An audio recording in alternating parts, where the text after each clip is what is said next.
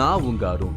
சிவகங்கை மாவட்டத்துல ஒரு கருப்புசாமி கோயில்ல மனநலம் சரியில்லாம வர பக்தர்களுக்கு பிரச்சனைகள் எல்லாம் சரியாகுது. பலவித நோயோட வரவங்களுக்கும் மனநலம் சரியில்லாதவங்களுக்கும் இந்த கருப்புசாமியோட கோயில்ல தங்கி இருந்தா குணமாகறதா ஒரு நம்பிக்கை இருக்கு. குடிப்பழக்கத்தை மறக்க இங்க குவாட்டரை குடிக்க கொடுத்து மந்திரிக்கிற வித்தியாசமான பழக்கம் இங்க இருக்கு. இப்படி இன்னும் பல அமானுஷ்யங்கள் நடக்கிறதா சொல்லப்படுற அந்த இடத்தை தேடித்தான் நான் இப்போ டிராவல் செஞ்சுக்கிட்டு இருக்கேன். மன நோய்களை தீர்த்து வைப்பதாக சொல்லும் மணியங்குடி கருப்பு. எங்க ஊர்ல கட்டுடியில நீ மைனை கொல்ல சொன்ன, எந்த கவலையும் படாத, நான் உனக்கு நல்லாக்கி நான் வீட்டுக்கு கூட்டிட்டு போறேன்னு அப்பா சொன்னாங்க. குடியை மறக்க குவாட்டரை குடிக்க கொடுக்கும் வினோதம். கருப்பு மேல சத்தியமா சிவகங்கை மாவட்டம் காளையார் கோயில் பக்கத்துல இருக்கு மானியங்குடி. இந்த ஊர்ல தான் நான் தேடி போற கருப்புசாமி கோயில் இருக்கு. கருப்புசாமி இருக்கிற ஊருக்கு எப்பவும் ஒரு தனி கம்பீரம் இருக்கும். பார்க்கும்போதே ஒரு பய உணர்வு மனசுக்குள்ள வந்துடும். அப்படித்தான் இங்கேயும் கருப்புசாமி கோயிலை பார்த்ததுமே எனக்குள்ள ஒரு பய உணர்வு வர ஆரம்பிச்சிடுச்சு.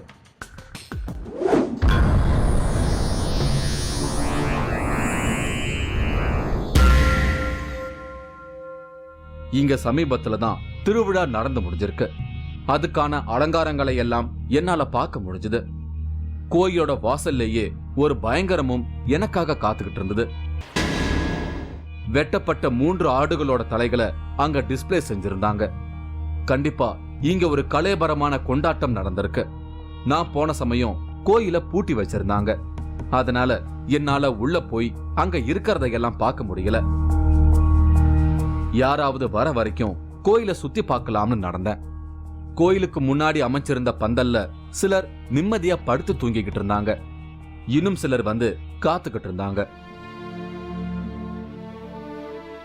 நான் நடந்து போகும்போது ஒரு வித்தியாசமான நபரை பார்த்தேன். இயல்பான நபரா அவர் இல்ல. ஏதோ ஒரு பாதிப்பு அவரை சூழ்ந்திருக்கிறத நேரடியா பார்க்க முடிஞ்சது. அவர் இந்த கோயிலை சுத்தி வந்துகிட்டே இருந்தாரு. அவரோட கால்கள் ஏதோ ஒரு வேண்டுதலை முன் வச்சு நடந்து போய்கிட்டே இருக்கிறதா எனக்கு தோணுச்சு. குதிரையில கருப்புசாமி போர் வீரனை போல காட்சி கொடுத்தபடி இருந்தாரு. முருகன் வேலோட நிக்கிற சிலையும் அங்க இருக்கு. பட்டு வேஷ்டி கட்டிக்கிட்டு வீச்சறிவாளோட கண்களை உருட்டி பார்த்தது போல நின்னுகிட்டு இருந்தாரு இன்னொரு கருப்புசாமி. இன்னும் பல தெய்வங்களும் இங்க இருக்கு. கருப்புசாமி அமைதியா இருக்கிற மாதிரி எனக்கு தோணுச்சு. காவல் தெய்வமான கருப்புசாமிக்கு பூட்டு போட்டிருக்கிறது ஆச்சரியமா இருக்கு. ஆனா இதுக்கு பின்னாடி என்னவோ ஒரு முக்கியமான காரணம் இருக்குன்னு மட்டும் எனக்கு தோணுச்சு. என்னோட சந்தேகங்களை கேட்க ஒருத்தரை கண்டுபிடிச்சேன். அவர்கிட்ட இந்த கோயிலை எதுக்காக பூட்டி வச்சிருக்கீங்கன்னு கேட்டேன். திருவிழா முடிஞ்ச பிறகு 8 நாள் இந்த கோயிலை பூட்டியே இருக்கணும்னு கருப்புசாமி கட்டளை இட்டதால இப்படி பூட்டியே கிடக்குன்னு எனக்கு அவர் சொன்னாரு. அந்த 8 நாளும் கண்டிப்பா கருப்புசாமிக்கு பூஜைகள் எதுவும் நடக்காது. இப்படி எதுவும் நடக்க கூடாதுன்னு எதுக்காக கருப்புசாமி அப்படி சொன்னாருன்னு அவருக்கே சரியான பதில் தெரியல. இப்ப அவர் உட்கார்ந்திருக்கிற இடம் பாண்டி பூசாரியோட மணி மண்டபம். மாளிகை பாறையில இருந்து கருப்புசாமி வாக்கு சொல்லிக்கிட்டு இருந்திருக்காரு இந்த பாண்டி பூசாரி. அவர்தான் இந்த மணியங்குடி கருப்புசாமி உருவாக காரணமா இருந்திருக்காரு. அதனால அவருக்கு மரியாதை செய்யற விதமா இங்க இந்த மண்டபத்தை அமைச்சிருக்காங்க. அடுத்து நான் இந்த கோயிலோட பூசாரியான பாண்டிய பார்க்க கிளம்புனேன். இவர்தான் தில்லையப்பன் என்கிற பாண்டி. நான் பார்த்த கருப்புசாமி கோயிலோட பூசாரி. கடந்த சில வருஷங்களா இவர் இந்த கோயிலை நிர்வாகம் பண்ணிக்கிட்டு இருக்காரு. அது மட்டும் இல்லாம இந்த ஊரோட ஊராட்சி மன்ற தலைவராகவும் இருக்காரு. ஒரு பக்கம் மக்கள் பணியும் மறுபக்கம் ஆன்மீக பணியுமா இவர் 2 வேலைகளை ஒரே சமயத்துல கவனிச்சுக்கிட்டு இருக்காரு. இவருக்கும் கருப்புசாமிக்கும் இருக்கிற உறவை பத்தி கேட்டேன். சின்ன வயசுல இருந்தே இவருக்கு கருப்புசாமியோட தொடர்பு விட்டு விட்டு லேசா வந்துகிட்டு இருந்திருக்கு. ஆனா அது பத்தின விழிப்புணர்வு இல்லாம இருந்திருக்காரு. ஒரு கட்டத்துல இவரோட ஆன்மீக தேடல் ஆரம்பிச்சப்போ தேனி மாவட்டத்துல இருக்கிற மாளிகை பாறைக்கு போயிருக்காரு. அங்க பாண்டி பூசாரிய சந்திச்சு அவருக்கு உதவியா இருந்திருக்காரு. ஒரு கட்டத்துல பாண்டி பூசாரி தான் இவருக்குள்ள கருப்புசாமி அடிக்கடி வந்துட்டு போறத கண்டுபிடிச்சு உணர்த்தி இருக்காரு. யாருக்காவது ஒருத்தர் ஒன்று சொல்லுவேன், அது வாட்டில் நடக்கும். இப்படியே ஒரு 12 வயசில் ஆரம்பிச்சிச்சு. ஒரு 17 வயசு இருக்கையில் மாளிகைப்பாறையில் என்னுடைய குருநாதர் பாண்டி பூசாரி, அங்கே சிலை வச்சிருக்கீங்க? ஆமாம் ஆமாம், அவர் தான் என்னுடைய குருவா சிலை வச்சுருக்கேன். அப்போ அவர் போகையில் கருப்புசாமி ஒன்று இருக்குன்னு இந்தடா, இதை வச்சு நீ அந்த ஏரியாவில் குறி சொல்லிட்டான்னு சொல்லிட்டாரு. பாண்டி பூசாரியோட மறைவுக்கு அப்புறமா தான் இவர் அங்கிருந்து வந்து தன்னோட ஊரான மணியங்குடியில இந்த கோயிலை கட்டி இப்ப வர பக்தர்களுக்கு பல அதிசயங்களை நடத்தி காட்டுற கோயிலா ஆக்கி இருக்காரு. கைகால் விளங்காம இருக்கிறவங்க, கண் தெரியாதவங்க, பேச முடியாதவங்க, இப்படி குணமாக்கவே முடியாதுன்னு சொல்ற பல பெரிய பிரச்சனைகள் கருப்புசாமி மூலமா இங்க குணமாகறதா சொல்றாங்க. அதையும் கடந்து இங்க இன்னொரு அதிசய நிகழ்வா மனநலம் பாதிக்கப்பட்டவங்களும் இங்க வந்தா குணமாகறதா சொல்றாங்க. இந்த கருப்புசாமி ஒரு சூப்பரான மனநல மருத்துவரா மாறி தன்னை தேடி வரவங்களோட மனநோய்களை சரி பண்றதா சொல்றாரு பாண்டி பூசாரி. நிறைய பேர் வந்திருக்காங்க 18 வருஷத்துல, 1-2லாம் கிடையாது, ஒரு லட்சக்கணக்குக்கு மேலே வந்திருக்காங்க. குணப்படுத்தியும் அனுப்பிச்சிருக்கேன். ஒரு பெரிய பிரச்சனையிலேருந்து நான் ரொம்ப சரி பண்ணி விட்டுருக்கேன். வாக்கில் இருந்து கையால் விளங்காமல் வர்றாங்க, விளங்க வச்சு கொடுக்குறேன். வாய் பேசாதவங்க, கண்ணு சில பேருக்கு தெரியாது, அதே மாதிரி குடும்ப பிரச்சனை, தொழில் பிரச்சனை, இந்த மாதிரி வர்றாங்க. அவங்களுக்கு அவங்களுக்கு என்ன தேவையோ அதை நான் பண்ணி கொடுத்துக்கிட்டேன். பாண்டி வாக்கு சொல்றது மட்டும் இல்லாம வர பக்தர்களுக்கு தேவையான மருந்துகளையும் தானே தயார் பண்ணி கொடுத்துக்கிட்டு இருக்காரு. அந்த மருந்துகளை தயாரிக்கிற வித்தைகளை சதுரகிரியில இருந்த ஒரு சித்தர் தனக்கு சொல்லி கொடுத்ததா சொல்றாரு பாண்டி பூசாரி. இது எனக்கு ஒரு சதுரகிரியில எனக்கு ஒரு சாமியார் எனக்கு கற்றுக் கொடுத்தது. இந்த மருந்து இந்த இதுக்கு சேரு அப்படின்னு, அதுக்குள்ள ஓலைச்சோடி என்று இருக்கு. இந்த கோயில் கொஞ்ச நாளா பூட்டி கிடக்கிற மேட்டரை பத்தி அவர்கிட்ட கேட்டேன். ஆடி அமாவாசை அன்னைக்கு அரிவாள் மேல ஏறினதும் கருப்புசாமிக்கு பலி கொடுக்கறது வழக்கம். அது முடிஞ்சு அடுத்த 8 நாள் கழிச்சு சைவ படைகள் கொடுக்கற வரைக்கும் தன்னோட பெயரை உபயோகப்படுத்த கூடாதுன்னு சொல்லி கருப்புசாமி இவர்கிட்ட சத்தியம் வாங்கியிருக்கு. அதனால அடுத்த படையலான 8வது நாள் தான் கோயிலை திறக்கிறது வழக்கமா. அந்த காரணத்தினாலதான் இப்போ கோயில் இன்னும் திறக்காம வச்சிருக்கிறதா இவர் சொல்றாரு. அருள் இறங்கும் போது எங்கள்கிட்ட ஒரு சத்தியம், அதுக்கு நாங்கள் ஒரு சத்தியம் பண்ணி கொடுக்கணும், எங்களுக்கு அது ஒரு சத்தியம் வாங்கும். அப்போ ஆமாம், எங்கள்கிட்ட 3 சத்தியம் வாங்கும், அது எங்கள்கிட்ட இருந்து ஒரு சத்தியம், நாங்கள் அதுக்கிட்ட இருந்து ஒரு சத்தியம் வாங்குவோம். அப்போ என்கிட்ட இந்த ஆடிய மாத திருவிழா முடிச்சுட்டு எனக்கு காவு கொடுத்துட்டு மறு காவு கொடுக்குற வரைக்கும் என் பேரை நீங்கள் உபயோகப்படுத்தக்கூடாது அப்படின்னு சொல்லி சத்தியம். அதனால இந்த 18 வருஷமா லைட்டை போட்டுவிட்டு அடைச்சிடறதோட சரி. நமக்கு மட்டும்தான் சாப்பிட்டதும் ரெஸ்ட் தேவைன்னு நினைச்சேன். சில சமயங்கள்ல தெய்வங்களுக்கும் அது தேவைப்படுது. இங்க வாக்கு கேட்க வரவங்க முதல் எலுமிச்சம்பழத்தை கருப்புசாமிக்கு நேரா வைக்கணும், அடுத்த எலுமிச்சம்பழத்தை குதிரைக்கு நேரா வைக்கணும், 3வது எலுமிச்சம்பழத்தை பாண்டி பூசாரியோட சன்னதியில வைக்கணுமா. 3 பழங்களை வச்சுக்கிட்டு போய் உட்காரும் போது கருப்புசாமியோட வாக்கு கிடைக்கும். இங்க வந்து பழம் வச்சுக்கிட்டு காத்துட்டு இருக்கிறவங்கள கருப்புசாமி கூப்பிட்டாலும் கூப்பிடாம போனாலும் ஒரு நல்ல விஷயம் நடக்குது. அதாவது கூப்பிடாதவங்களோட சுமை நிச்சயமா குறையுது. அதனால பழம் வச்சுட்டு என்ன கூப்பிடலன்னு யாரும் நெகட்டிவா நினைக்க வேண்டிய அவசியம் இல்லைன்னு சொல்றாங்க. இங்க வந்து பழம் வச்சுட்டு போனாலே பிரச்சனை தானா சரியாகிறது தான் இங்க ஸ்பெஷாலிட்டி. ஆனா குறி நாங்க கூப்பிடுறோமோ இல்லையோ அவங்களுடைய சுமை குறையும். இங்க வந்துட்டு போனாங்கன்னா அவங்க நினைச்ச காரியங்கள் குறி கூப்பிடலாம் நடக்கும், அவ இல்லைன்னா அந்த பிரச்சனை சால்வ் ஆகும். கொஞ்ச நேரத்துல கருப்புசாமிக்கு 8வது நாள் பூஜைகள் ஆரம்பிச்சது. பாண்டி பூசாரி கையில தீபத்தட்டை எடுத்துக்கிட்டு கருப்புசாமிக்கு கற்பூர ஆரத்தி காட்ட ஆரம்பிச்சாரு. பக்கத்துல இருந்த எல்லா சாமிகளுக்கும் படையல் நடந்துகிட்டே இருந்தது. ஆரம்பிக்கும் போது கொஞ்சமா இருந்த கூட்டம் இப்ப அதிகமாயிடுச்சு. பூசாரி மறுபடியும் கருப்புசாமி கிட்ட வரும்போது கூட்டம் பெருகி நின்னுகிட்டு இருந்தது. எல்லாரும் தீபத்தை தொட்டு வணங்கினாங்க. அடுத்த கட்டமா பாண்டி பூசாரி வாக்கு சொல்ற செஷன் ஆரம்பிச்சது. பலரும் வந்து நின்னுகிட்டு இருந்தாங்க. இந்த முறை கருப்பு யூனிஃபார்ம் போட்டுக்கிட்டு கருப்பு இறங்கி ஆவேசமா சொல்ற வாக்கு இன்னைக்கு கிடையாது. அது என்னைக்குன்னு கருப்பே வந்து சொல்லுவாரு. அது வரைக்கும் சாதாரணமா அமைதியான வாக்கு மட்டும் தானே சொன்னாங்க. இந்த சமயத்துல ஒருத்தர் தன்னோட குறைகளை அவர்கிட்ட சொல்லிக்கிட்டு இருந்தாரு. தன்னோட தெய்வம் தன் கிட்ட வந்து வாக்கு சொல்லலன்னு மறுபடியும் வாக்கு கிடைக்க ஏற்பாடு செய்யும்படியும் சொன்னாரு. அவர் சொல்றத ஒரு கம்பீரமான பார்வையோட பாண்டி கேட்டுக்கிட்டு இருந்தாரு. அடுத்து அவரோட நெத்தியில கைய வச்சு ஏதோ மந்திர பிரயோகம் செஞ்சாரு. கொஞ்ச நேரம் கழிச்சு கையை எடுத்த அவரு இப்ப அவரோட தெய்வம் உள்ள இறங்கிட்டதாகவும் இனிமே வாக்கு வரும்னு சொல்லி அனுப்புனாரு. இறங்குச்சா காரில் இறங்குதா போய் நீங்கள் அள்ளி கொடுங்க. குறி சொன்னது ஏதாவது தப்பாக வச்சு நீங்கள் சரி. குறி சொல்கிறதுலையோ 90 அள்ளி கொடுக்குற பழிதம் இல்லை, வாழ்க்கை சரியாக வரல அப்படின்னா வெள்ளிக்கிழமை செவ்வாய்க்கிழமை வந்து பாருங்கள். நீங்கள் மறுபடியும் தியானம் குடிங்க. வெள்ளிக்கிழமை போய் தைரியமாக போய் நீங்கள் அள்ளி குடிக்க அதுக்கு மேலே நடக்கலன்னு நினைப்பாங்க. அடுத்து வந்த பெரியவர் தன்னோட இடம் சம்பந்தமான ஒரு பிரச்சனைய பத்தி சொல்லி கருப்புசாமி தனக்கு துணையா இருக்கணும்னு கேட்டாரு. அவருக்கு பலமா கருப்புசாமி இருக்கிறதா சொல்லி அனுப்புனாரு பாண்டி. என்னை காப்பாற்று கருப்பசாமி, இல்லைன்னா நான் செத்து போயிருவேன் அப்படின்னு சொல்லிட்டு அழுகுறேன். சொன்ன அந்த ஒரு செகண்டில் கருப்பசாமி வந்து என்னை காப்பாற்றினார்.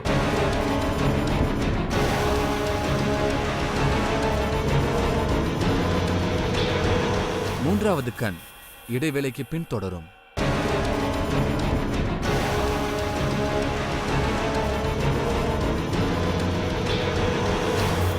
மூன்றாவது கண் தொடர்கிறது. நான் இன்னைக்கு சிவகங்கை மாவட்டம் காளையர் கோயில் பக்கத்துல இருக்கிற மணியங்குடிக்கு வந்திருக்கேன். இங்க இருக்கிற கருப்புசாமி ரொம்பவே வித்தியாசமானவர். குடிப்பழக்கம் இருக்கிறவங்கள குவார்ட்டரை குடிக்க வச்சே வந்திருக்கிறாரு. நோயாளிகளை எல்லாம் குணப்படுத்தும் இந்த கருப்புசாமியை தேடி பலர் வராங்க. அதையெல்லாம் பார்க்கத்தான் நான் இங்க வந்திருக்கேன். இங்க வந்து காத்துக்கிட்டு இருக்கிற மக்கள் கிட்ட ஒவ்வொருத்தர்கிட்டையும் ஒவ்வொரு சுவாரஸ்யமான கதை இருக்கு. நான் அவங்க கிட்ட பேசினேன். இவரு வீரமணிகண்டன், காரைக்குடியில இருந்து வந்திருக்காரு. சிற்ப வேலைகளை செஞ்சுக்கிட்டு இருக்காரு. லவ் மேரேஜ் பண்ண இவரோட மனைவி இப்போ இவர்கிட்ட இல்ல. இவரை விட்டு பிரிஞ்சு போயிட்டாங்க. இவரோட மாமியாரே செய்வினை வச்சு தன்னோட மகளை தன் பக்கம் வர வச்சதா இவர் சொல்றாரு. ஒரு லவ் மேரேஜ் பண்ணிக்கிட்டேன். லவ் மேரேஜ் பண்ணிட்டு ஒய்ஃபு 5 வருஷம் ஆகுது கல்யாணம் ஆகி. எங்களை விட்டு பிரிஞ்சு போயிட்டாங்க அவங்க அம்மா வீட்டுக்கு. என் மாமியார் வந்து ஏதோ ஒரு செய்வன மாதிரி பண்ணி அவன் ஒய்ஃபை வர வச்சுட்டாங்க. வர வச்சு கூட்டி போயிட்டு இப்போ அந்த பொண்ணே மாறிட்டு நான் வரமாட்டேன், அவங்க கூட வாழ மாட்டேன் அப்படின்னு சொன்னாங்க.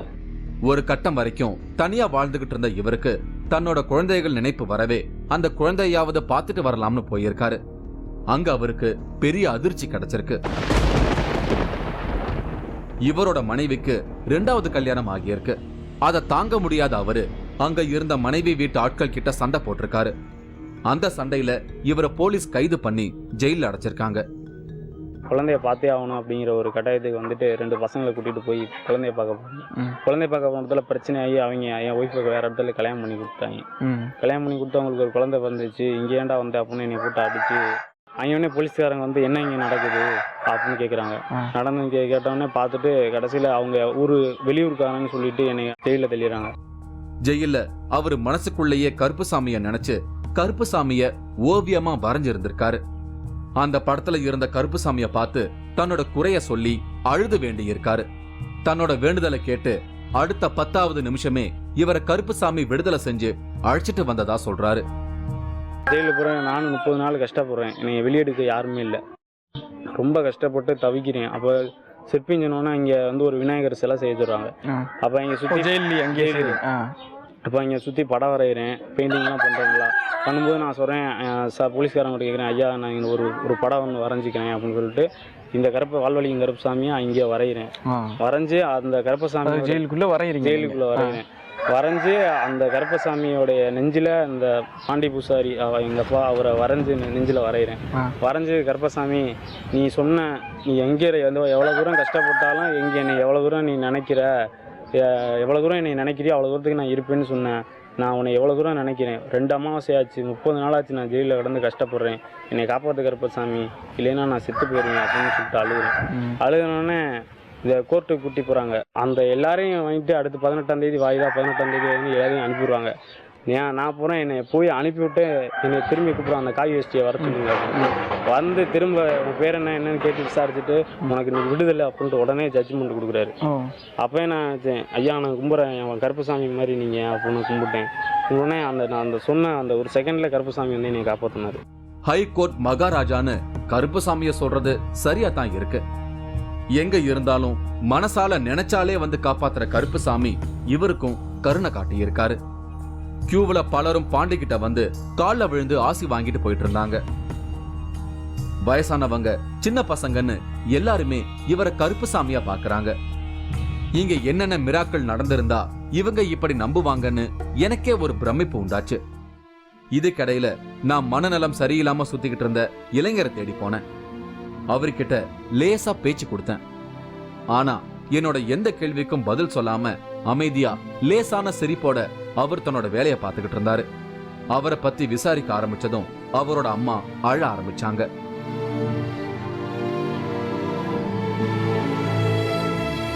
அழுகையோட அவரோட கதையை சொல்ல ஆரம்பிச்சாங்க. இவங்க ராமநாதபுரம் மாவட்டத்துல இருந்து வந்திருக்காங்க.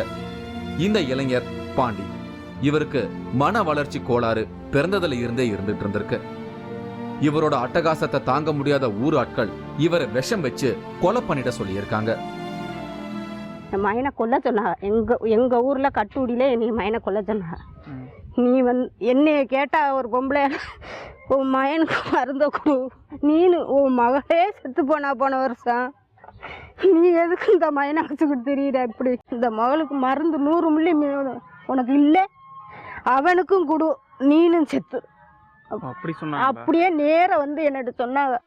பல மருத்துவமனைகளுக்கு போயிருக்காங்க. எல்லா இடத்துலயும் நெகட்டிவான பதில் மட்டுமே கிடைச்சிருக்கு. குணப்படுத்தவே முடியாதுன்னு எல்லாரும் கைவிட்டிருக்காங்க. கடைசி முயற்சியா இங்க கருப்புசாமிய வேண்டியிருக்காங்க. முழுசா குணமானதான் இங்கிருந்து போவேன்னு சொல்லி கடந்த 2 மாசமா இங்கேயே தங்கியிருக்காங்க. இவங்களோட வேண்டுதலை ஏத்துக்கிட்ட கருப்புசாமி பாண்டியோட குறைபாட்டை படிப்படியா சரி பண்ணிக்கிட்டு வரதா இவங்க சொல்றாங்க. வந்ததுல இருந்து என்னை நல்லா என் மயனை நல்லா பாத்துக்கிறா, திருத்தியும் கொண்டு வந்தா. இந்த தப்பான இதெல்லாம் தெரிஞ்சேன். இப்ப நல்லா ஆயிட்டாரு, யாரையும் அடிக்கிறது இல்ல, இந்த தப்பான குணம்லாம் இல்ல. பொம்பளை உள்ள எட்டையெல்லாம் இப்ப போய் நிக்கிறதும் இல்ல. அதட்டு நான் பயப்படுறேன். என் மனசாட்சிக்கு என் மயன் நல்லா வந்துட்டேன். இப்ப அந்த இளைஞருக்கு பாண்டி பூசாரி விபூதிய நெத்தில பூசி விட்டாரு. இன்னும் கொஞ்ச நாட்கள்ல எல்லாம் சரியாகும்னு தகவல் சொன்னாரு.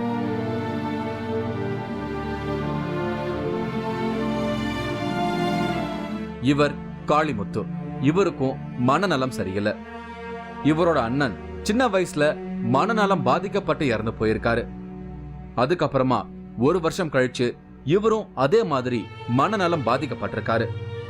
பல டாக்டர்கள் கைவிட்ட அவரை காப்பாத்த கருப்புசாமியே நேரடியா அவரோட அம்மா கனவுல வந்ததா சொல்றாங்க. யாருக்கு உதவி தேவைப்படுதோ அவங்கள தேடி போய் இப்படி குறியீடுகள் மூலமா தகவல் சொல்லி அவங்களை இங்க வர வச்சு காப்பாத்துறது கருப்புசாமியோட ஸ்டைல். அது இங்கேயும் தொடருது.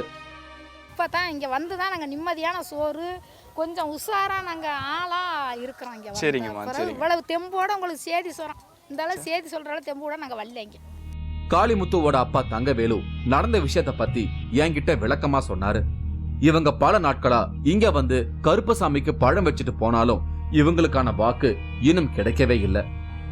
ஆனாலும் ஒரு அதிசயத்தக்க மாற்றம் காளிமுத்துவுக்கு நடந்துகிட்டே இருக்கிறதா இவர் சொல்றாரு. அந்த அருள் வாக்கு அந்த கச்சை கட்டி அவங்க மேடையில இருந்து எங்களை என்ன கூப்பிடலை, கூப்பிட்டு வாக்கு சொல்லலைன்னா கனவுல தோன்றது. அப்பா உன்னுடைய மண்டாடி நாங்கள் வணங்கினதுனால அவனுக்கு திருப்திகரமாக தேவையாகிறது. இந்த கொலை அருள் வாக்கு வேண்டுதல்லே ஆகிக்கிட்டு இருக்கு. இங்கே வந்ததுக்கப்புறம் நல்லா சாப்பிட்றான், ஓரளவுக்கு நல்லா பார்க்குறான், ஓரளவுக்கு உட்காந்துருக்கான். நாங்கள் அங்கே இருக்கையில் பதட்டம், பயம், என்ன ஆகும் ஏதா அந்த மாதிரி பயத்தில் குடும்பத்தில் அழுக கண்ணீர் அப்படி தான் இருந்தோம். ஸோ இங்கே வந்ததுக்கப்புறம் அந்த ஃப்ரீனஸ் இருக்குது எங்களுக்கு.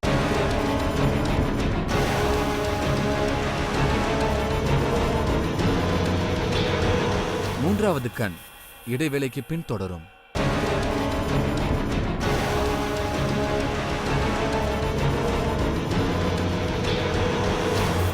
மூன்றாவது கண் தொடர்கிறது.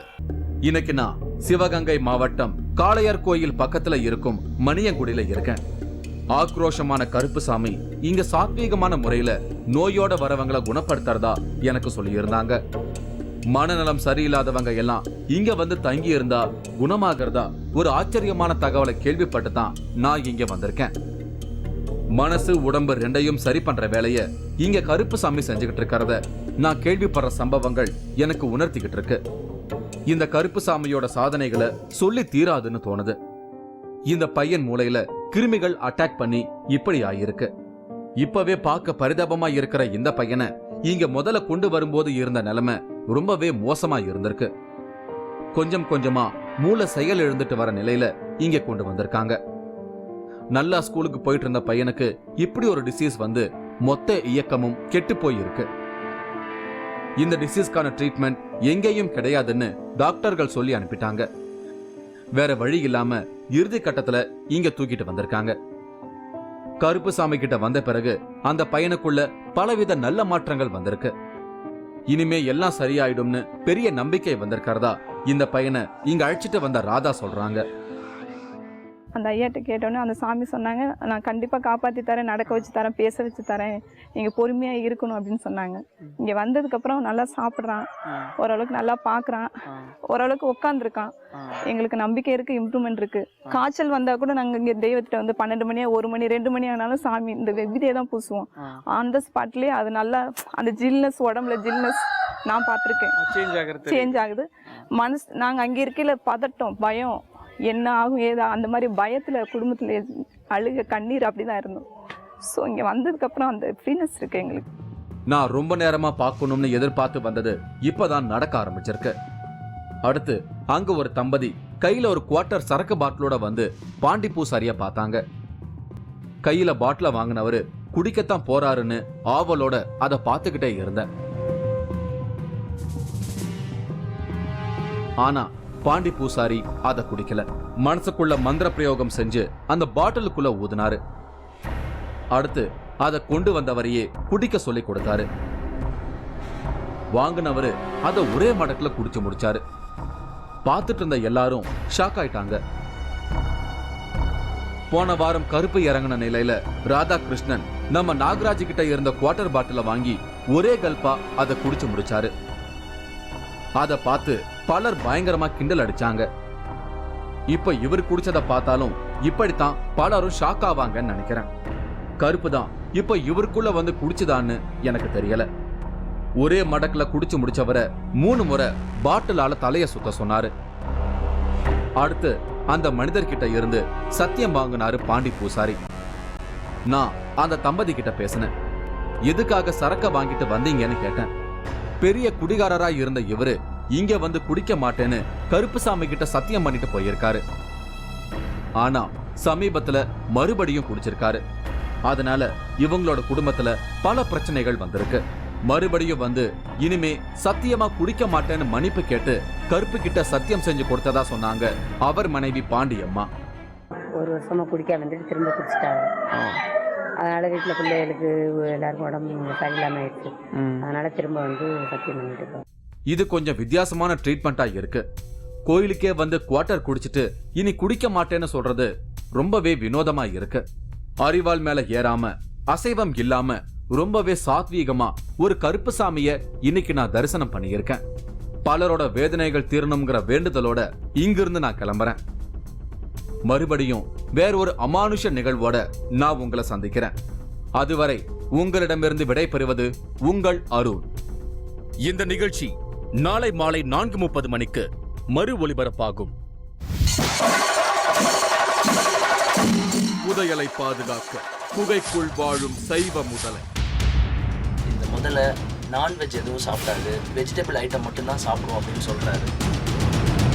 மகாவிஷ்ணுவின் அவதாரமாக தரிசிக்கும் பக்தர்கள் 3வது கண் எக்ஸ்க்ளூசிவ் கேரளாவிலிருந்து. நீங்களும் இந்த திகில் பயணத்தில் கலந்து கொள்ள ஒரு வாய்ப்பு. 3வது கண் டிவி ஷோ என்ற Facebook பக்கத்தில் எங்களோடு இணைந்திடுங்கள். உங்களது அமானுஷ்ய அனுபவங்களை பதிவு செய்து இந்த நிகழ்ச்சியில் பங்கு பெறும் வாய்ப்பை பெறுங்கள்.